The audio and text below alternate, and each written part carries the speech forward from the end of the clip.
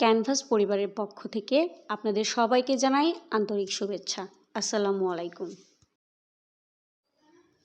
Canvas boutique BD মানেই রুচিশীল মানুষের মনের কথা।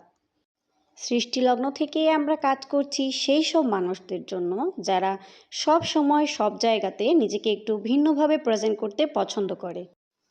তাদের কথা মাথায় রেখে অনেক আইটেমের পর এই প্রথম আমরা সিরামিক আইটেমের ওপর কাজ করছি।